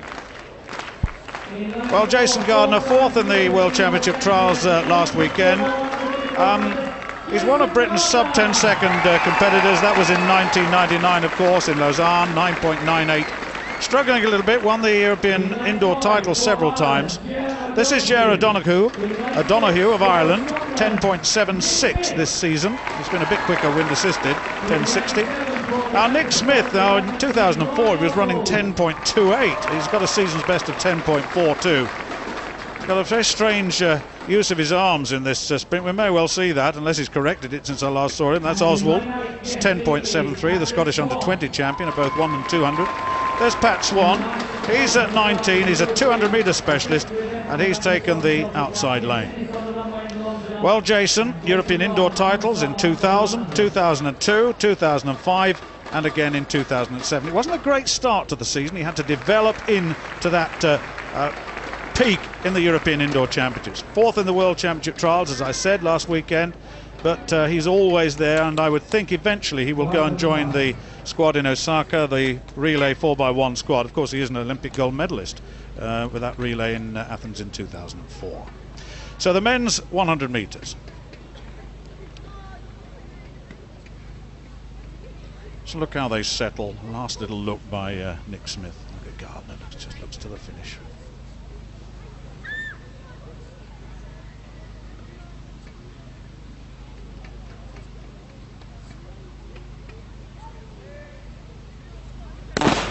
Well, no problem with the start this time. Jason Gardner get away well here, and on the near side Nick Smith going well too. Gardner and Smith, these two. Smith is really putting the pressure on, but Jason Gardner coming away. Nick Smith in second place, and right on the far side, I think Jamie Cullett was from the Petrivi club getting into third place, and the time 10.41. It went with the form book, certainly it did. I expected Nick Smith to put the pressure on early on, he did. But really there's a bit of class in Jason Gardner. He really is a man who is a great ambassador for not only the sprints but for British athletics. Is a well-spoken young man who always conducts himself well, works well with the youngsters. You've seen that already today. But let's just have a look back now at the full 100 metres. Yes, Jason there, fourth from right in the yellow, gets up early. And certain Nick Smith, third from left in the colours of Scotland, gives him a challenge through to about 40 or 50. Jason, though, when he reaches top speed about here, 70 metres, eases away. The gap grows very quickly indeed. He wins by a metre and more, and that's easing up in 10.42. Delightful fellow Jason. I think he's being forced into an early retirement, Stuart. He's referred to it several times this season, being forced into it early. And certainly he was talking to us earlier that he's carrying so many injuries. He's had back injuries, hamstring injuries, groin, calf, Achilles. It goes on and on, his list of problems. Yeah, well, I gave it Jamie Cull second, a third rather. I think Ryan Oswald in lane 7 may well have sneaked it. No doubt about the first and second though. Look how relaxed he is at this stage. The face just bouncing, shoulders relaxed, beautiful use of the arms, and right high on the toes, hips high, and that's classic sprinting. Lovely run by Jason Gardner.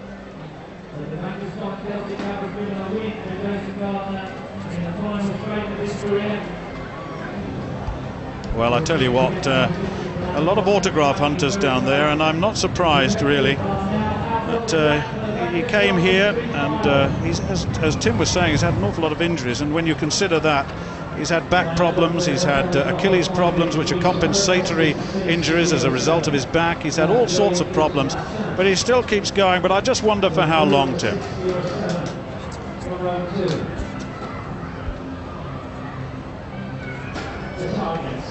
Yes, Jason Gardner, let's hope he can finish his career this year with a medal at the World Championships in the 4x100 metre relay. Great to see him here in Grangemouth. Coming up very shortly, though, the men's Scottish Dream Mile. Craig Mottram from Australia stars in this one.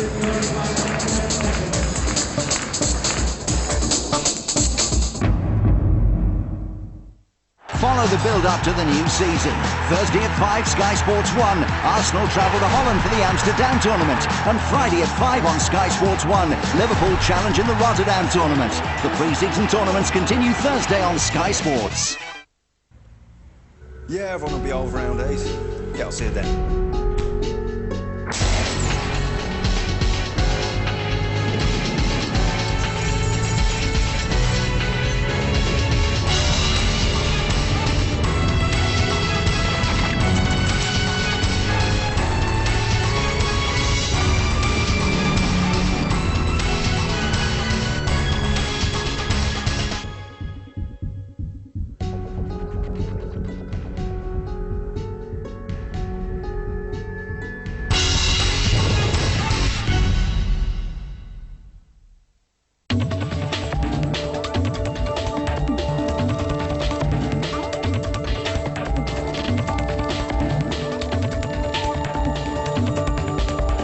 Just 2% dehydration can affect your exercise.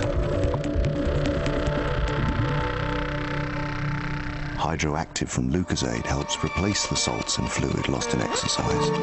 Lucozade Hydroactive. Better hydration, better exercise.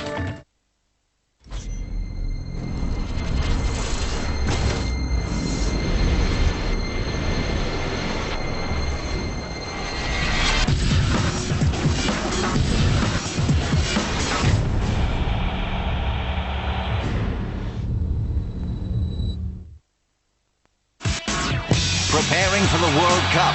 Follow England's build-up live only on Sky Sports. 3 warm-up games, starting with England v Wales. Saturday, 3:30 Sky Sports 2 and HD2.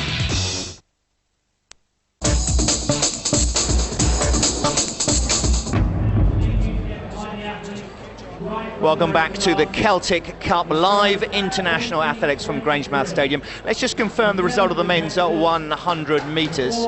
Jason Gardner's perhaps his last ever race here in Scotland, guesting here and winning in fine style, 11.42. Nick Smith for Scotland in second, 10.57, and Ryan Oswald is in third position. Now the Scottish Dream Mile coming up very shortly. This one features Craig Mottram, and let's go down trackside. He's with Mark Richardson. Well, Jason, you've delighted crowds all across the land. Fantastic performance tonight. You've always been the consummate professional. Yeah, I mean, I really enjoyed coming here this evening. It's not just about running this evening. I came up to do a coaching clinic with some of the young talented athletes in Scotland, and hopefully maybe I could inspire them a little bit with London 2012 and maybe Glasgow 2014 in mind. Well, it's fantastic that you've had the ability to go and capture medals, but also be an ambassador for the youngsters. I think simply when you've achieved a certain level of success in the sport, I think you just got to try and lead by example, and hopefully I have, and if I can be a good inspiration to the children, then that's great. But the most important thing for me when I come out of the track, as it always is to perform to the best of my ability and trying to put that vest on for Great Britain and win medals. Well, Jason, as ever, it's been a pleasure. Thank you. Well, 11 men on the line then for this next race, the mile, a race that doesn't run rarely nowadays, but there's a special man who runs well when he does compete over it. Craig Mottram of Australia, the 27-year-old, huge figure, around 6'5", the former triathlete, and clearly the fastest non-African in the world over 5,000 metres, 3,000 metres, and one of the fastest over the mile at the moment. There's the full lineup, plenty of good athletes there. Watch out for Mitch Keeley, another Australian there. He wears a 6, he's guesting in this race, a man who's recently run 3:39. That's worth around 3:56 for a mile, but Mottram's best is a mighty impressive 3:48. He holds the Australian record for the mile. Look out too for Andrew Lemoncello, there he is, the man wearing number 9, guesting in this race. He heard this morning that he has been included in the UK team list for the World Championships in Osaka in the steeplechase. That's his number 1 event, but he's a very useful miler as well. Indeed, there are several men in this field who have the ability to break 4 minutes for the first time. It would be so special if they could. So away they go then.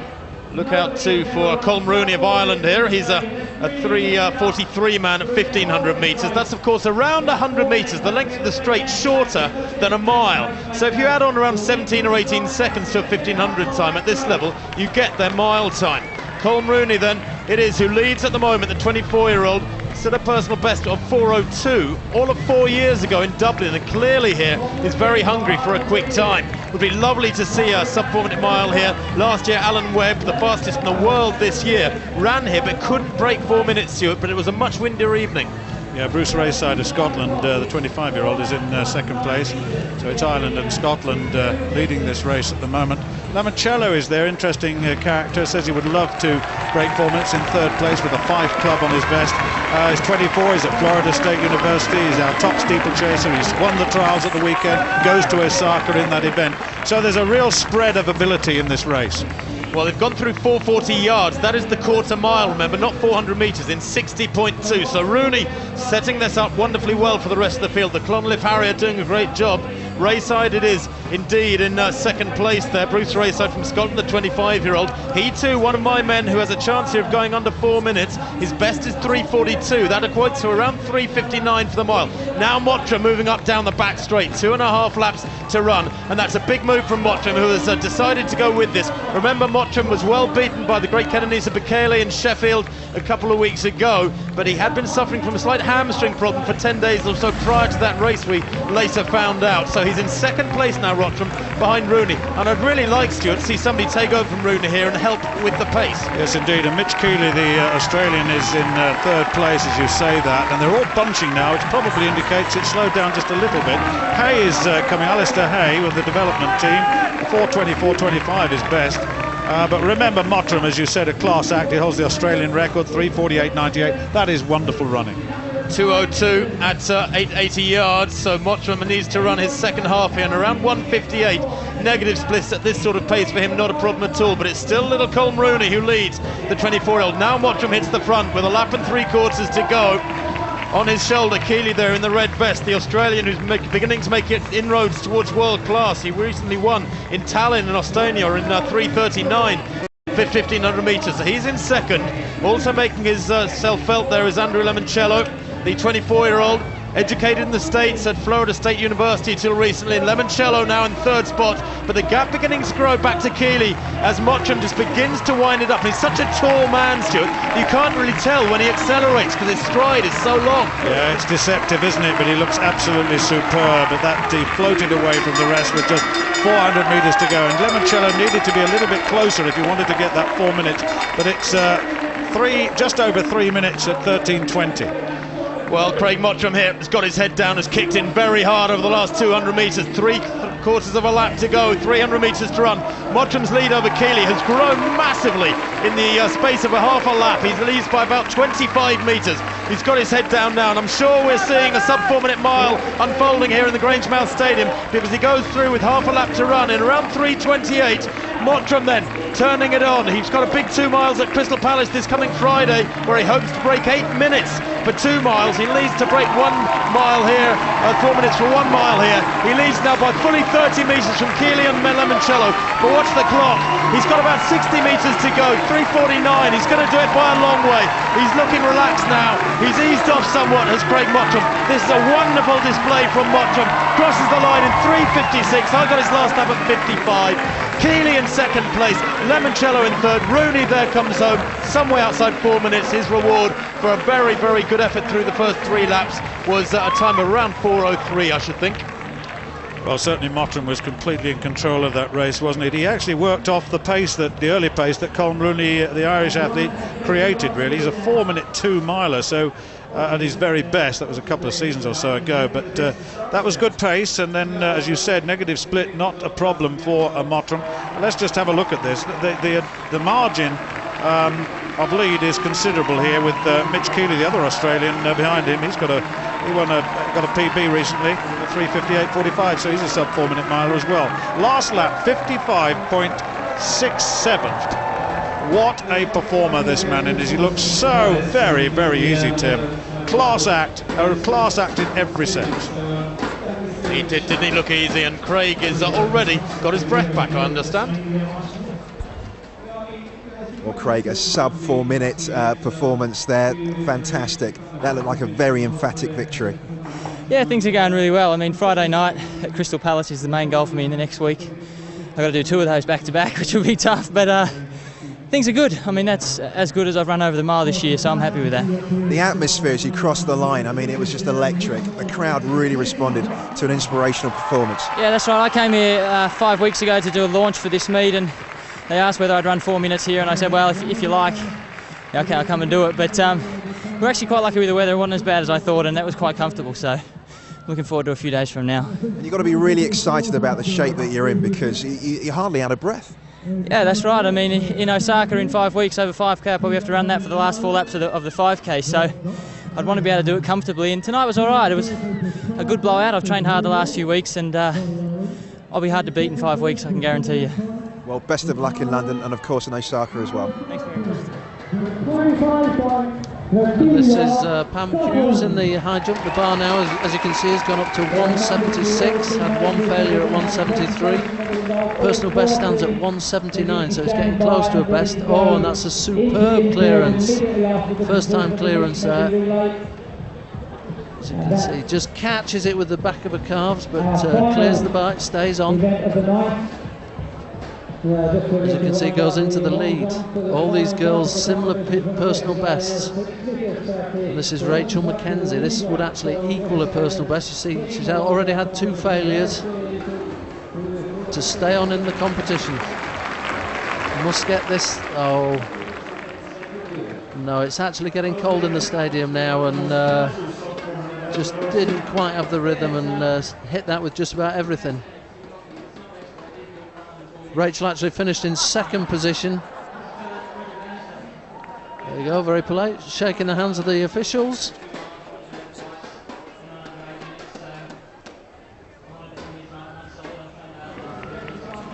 And this is Pam Hughes. You can see the bar's now gone up to a personal best height, 1 centimetre above the 179 personal best she's got. 2 failures already, needs this one, but she's already won the competition, so she wins it. Rachel McKenzie is in 2nd place, and Wales with Kerry Stoko comes in 3rd position. Height's a little bit modest, but it's got a little bit cold in the stadium now. And there you see the result, there's confirmation. 176 for the win, 173 for Rachel McKenzie, Kerry Stoko 170, and Erin Leggett with the development squad 165. Well, the high jump wrapping up there, and wasn't it a pleasure seeing Craig Mottram breaking the magical 4-minute barrier in the men's Scottish Dream Ride. What a world-class athlete he is. Let's take a quick break now. Coming up very shortly, Scotland's top young athletes go head-to-head here at the Grangemouth Athletic Stadium at the Celtic Cup. See you in a moment.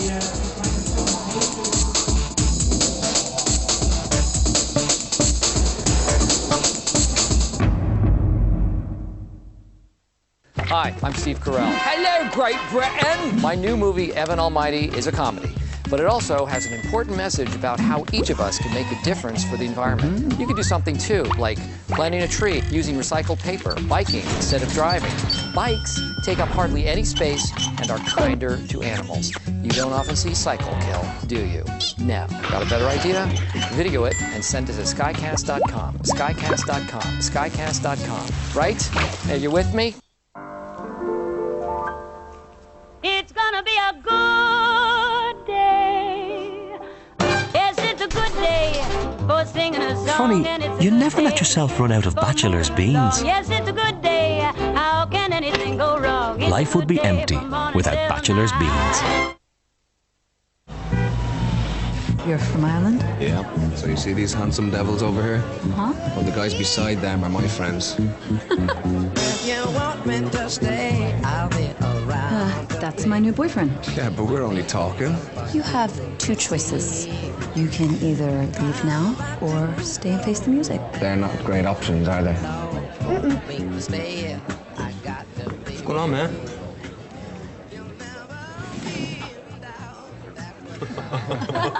So, how you doing? Hey, it's great to finally meet you.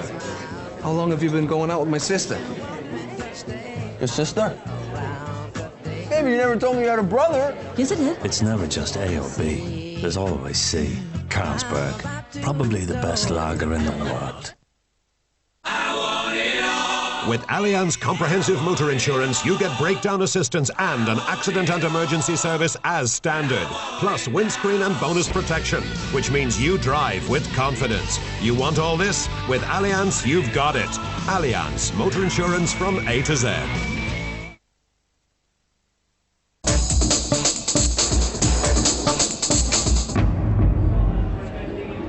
Welcome back to the Celtic Cup, live international athletics from Grangemouth Stadium. Now let's just confirm the result of the Scottish Dream Mile. What a cracking race that was. Craig Mottram breaking that 4-minute barrier, 3 minutes 56.89. Alistair Hay in second, and Mitch Healy guesting in third position. But great to see an athlete here in Scotland breaking the 4-minute barrier and doing it very comfortably indeed. Okay, I have with me the performance manager and development manager for Scottish Athletics, Nigel Hetherington. Nigel, good to have you here. Now, you've been developing a whole new series of athletic competition for young athletes called Fast Athletics. It's been featured here today. Just tell us more about it. That's right, John, thanks. Yes, I mean, we've come from the position that athletics is a really exciting sport. It doesn't always come over that way in everyday athletics. Tonight's a clear exception to that in terms of the Bank of Scotland Celtic Cup. What we really want to do is do something for the younger athletes. We're really focusing on the under-17, under-20 age group and give them something that's fast, rapid moving and really captures the emotion of the sport. And is it working? Well, I think tonight bore testament to that. We had 5 teams of 16 athletes, 80 athletes in total, hammering it out in a 25-minute programme. You know, really exciting, great result, very competitive. Now, the London 2012 Olympics come up in 5 years' time. Hopefully the Commonwealth Game is being hosted by Glasgow in 7 years' time. Is this the sort of activity, Fast Athletics, which can hopefully make sure our athletes are ready come those games? Well, it's certainly going to hopefully provide a catalyst, if you like, for younger athletes to get involved. You know, we want them involved in the mainstream sports. We've taken a formula that really uses the standard events with some small tweaks to make them a little bit more exciting. It's a short time frame, so there's a huge challenge. But I think it gives them a fun element, but it's still athletics. So I think we're hopeful that we can engage using this type of approach to really work towards 2012, 2014. Nigel Hetherington, thanks very much. Good luck with your Fast Athletics and great to see you today. And let's get now back to senior athletics and let's concentrate on the field again and the javelin results. We really are getting through the events in tonight's Celtic Cup. Let's see the overall match score now. After 11 events, just 2 left in this Celtic Cup, and there you have Scotland leading 28 points, Ireland just back 4 points behind in 24, and Wales in third with 14 points. And remember, our final event of the day, the medley relay, has double points, so still all to play for in this Celtic Cup. Okay, let's get the latest from the field event now and the long jump. We're in the last round. As you can see, it's Kelly Proper on 6 metres and 7. She's actually tied with Gillian Cook, who's also jumped 6.7, but she's ahead because the second best jump is better. Last round. Oh, and that again, it's very, very close to the 6 metre line. Remember, she's got a personal best of 6.34. Still under 20 athlete. Oh, and you can see the wind reading, I've just seen it now, was actually 4 metres per second, so almost too strong. And there you can see 5 metres 83. Only 4 jumps. Normally in a field event competition you get 6 attempts, but for the Celtic Cup it's just 4 attempts. This is the 4th round. Gillian Cook tied on 6.07 but behind on countback. This is the last round jump. So currently in the match she's 2nd position. Oh, and hits the board beautifully, sails out, and that looks like it's way beyond the 6 metre mark. Remember, the Scottish record is 6 metres 43. The wind speed is 4 plus 4.8, almost plus 5 metres per second. That is incredibly strong. So she did well to control the run up. Happy with that. 6 metres 27. So takes a lead in the match and also goes ahead of Jessica Ennis, who's on 6 metres 11 after 3 jumps. And there you go in the first round. All her jumps over 6 metres. Last round. This 5'4" athlete of steel coming from the steel city of Sheffield. Let's see if she can respond. Very last jump of the competition. Hits the board beautifully. Can't tell from the emotion, but Jessica's fantastic competitor. Great athlete on the run-up, very, very strong, no wasted effort there. Personal best this year of 6:54 windy and 6 metres 4.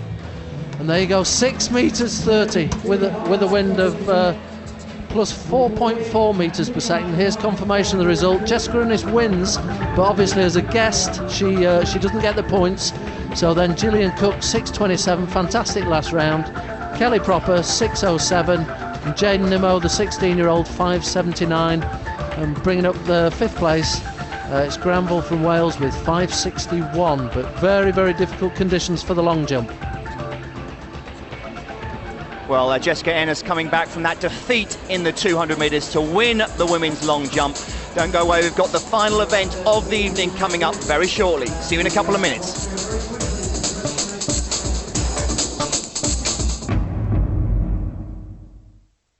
Join Sky Sports for a cricket spectacular. Thrills, spills and delight as 4 teams look to slog their way to glory. 2020 Finals Day, Saturday morning from 10:30, Sky Sports 1 and HD.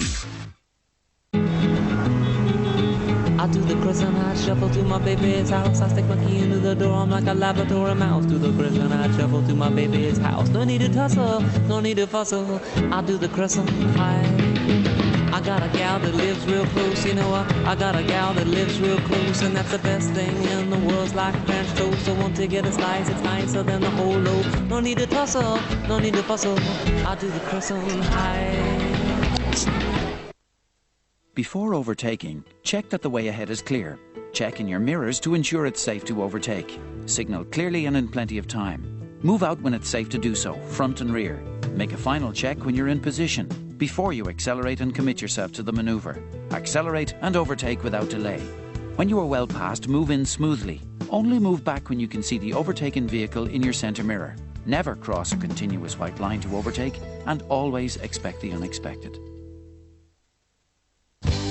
Ooh, baby, I love your way every day. I wanna tell you I love your way. If you like sandwiches made with the finest, freshest ingredients, you'll love Freshway sandwiches. Made fresh every day, ready for you to enjoy. Ooh, baby, I love your way every day. Freshway sandwiches. Our way is the fresh way. After a memorable Open triumph, Padraig Harrington once again faces the best in the world, including defending champion Tiger Woods. The WGC Bridgestone Invitational, sponsored by the Royal Bank of Scotland, Thursday 7 p.m, Sky Sports 2.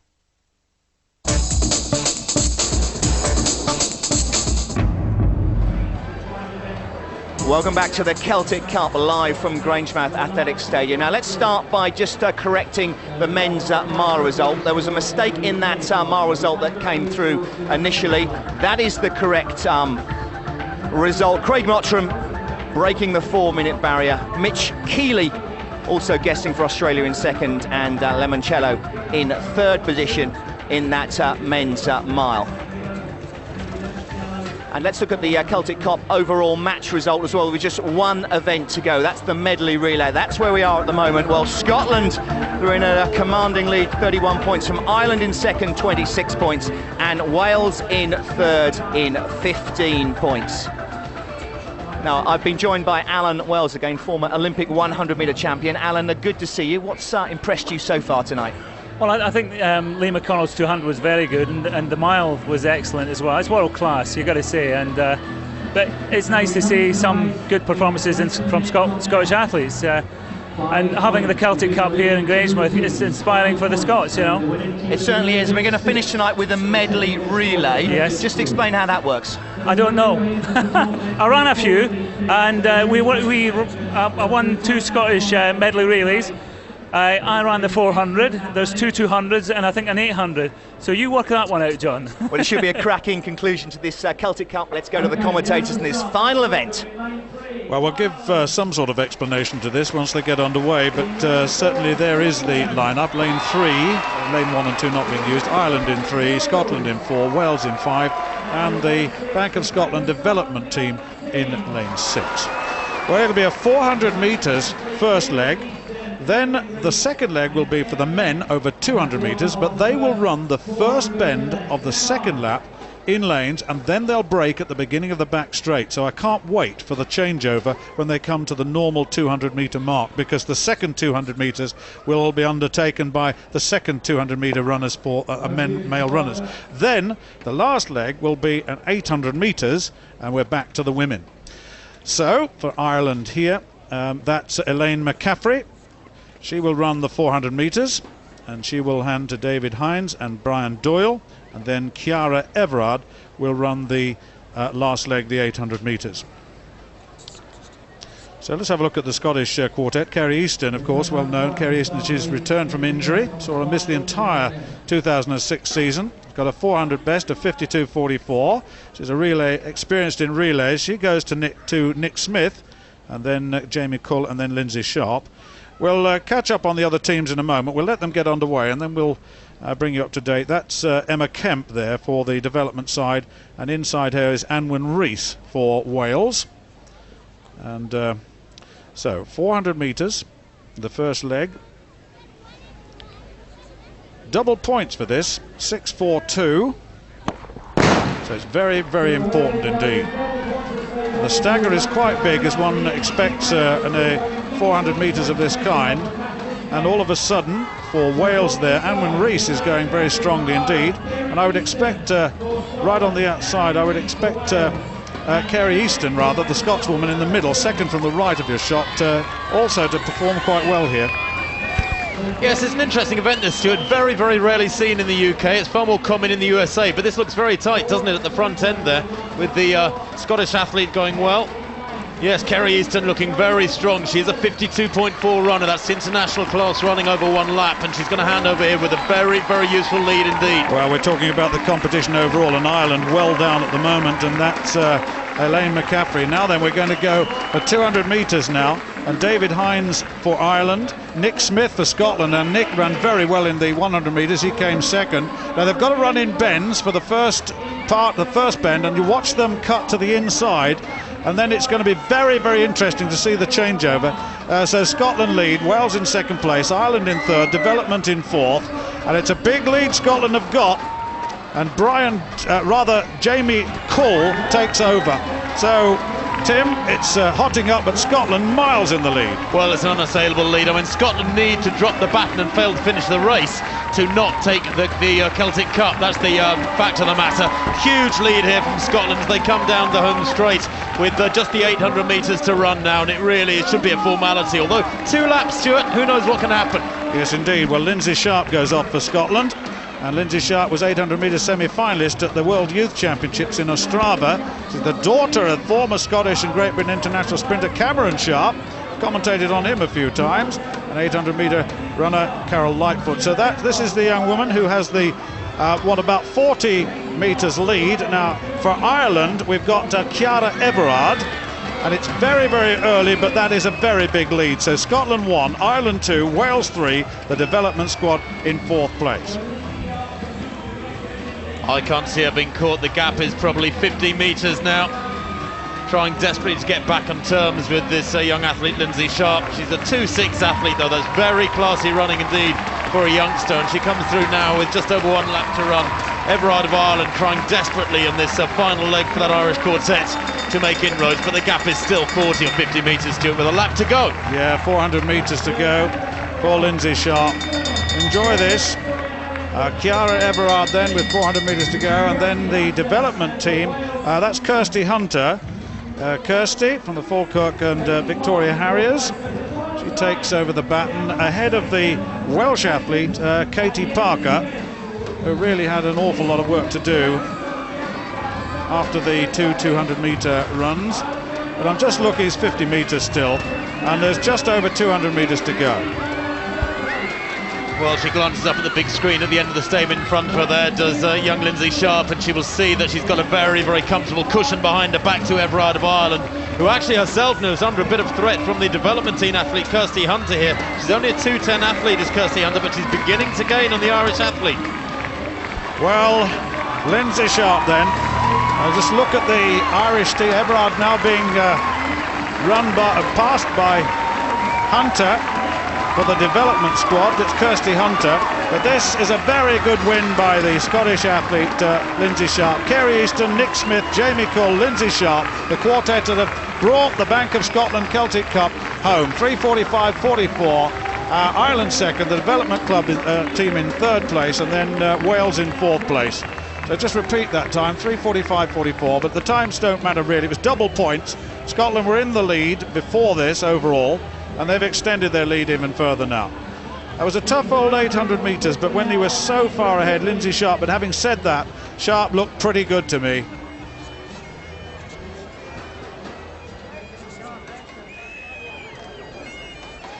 Well, we'll take a look at the changeover here between the Scottish lead-off athlete.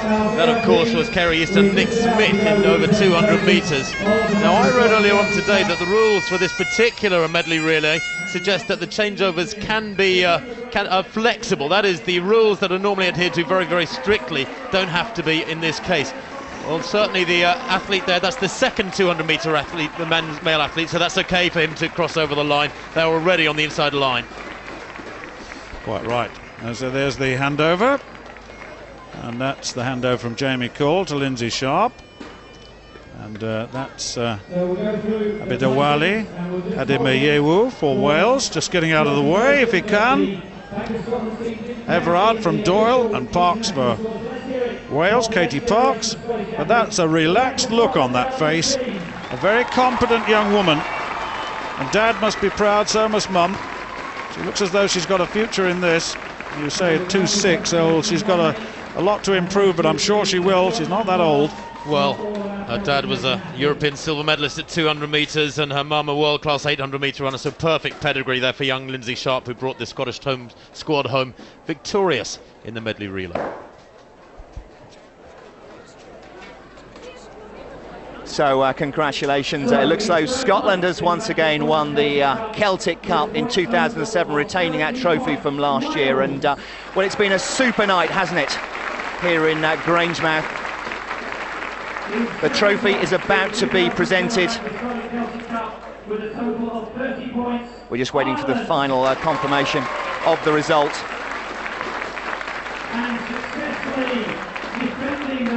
Wales in third, Ireland in second. And let's go down trackside. For Scotland,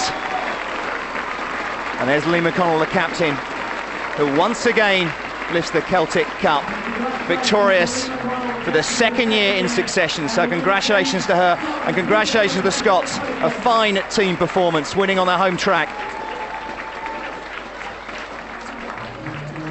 And let's go down now and meet Mark Richardson, trackside. Well, that was a resounding victory in the medley relay. Kerry, you got the team off to a fantastic start. Yeah, I didn't want to do anything too fancy tonight. When I came out the door, I heard it was all down the relay, so a bit of pressure there, but I just thought I'm nice and consistent on this wind and make sure I get the baton to my teammate in the lead. That's what I managed to do.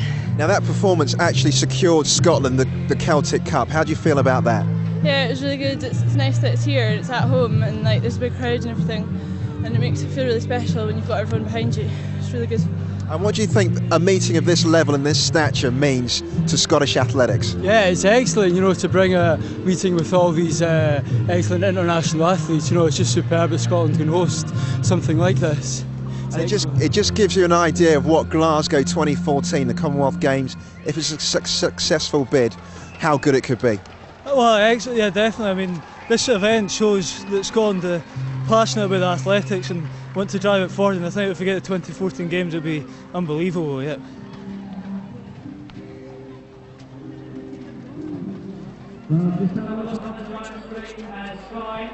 And let's have confirmation of the final Celtic Cup results now.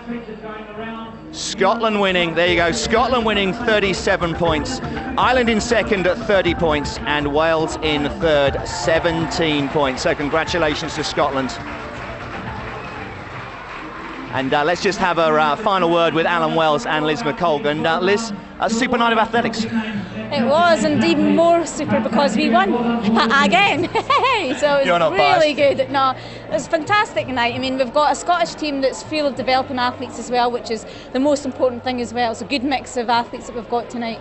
And Alan, great to see some innovation here, real modernisation and innovation of athletics. Well, yeah, I mean, maybe next year they'll have a 150 instead of the 100, you know, I mean, or a 60 metres, I don't know, John. I mean, it's anybody's guess next year. I think it leaves everybody guessing, though. I mean, we don't know what they've actually ran for their own distances, you know, for the true distances, but I think it is a good innovation. I think for this event, it's quite special.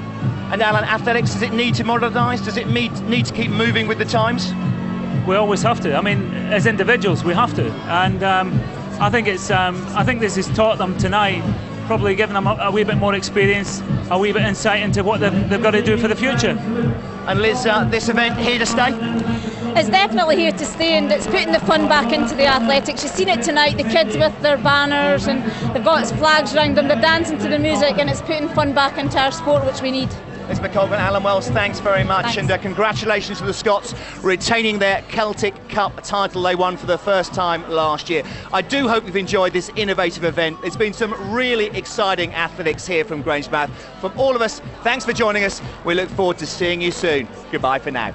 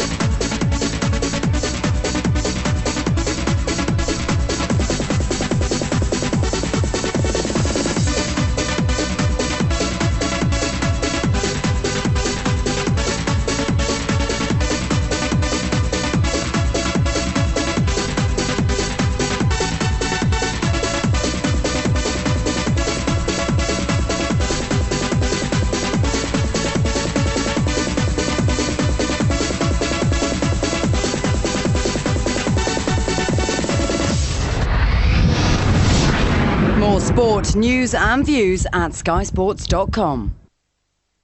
I'm Fontana. Ed Green.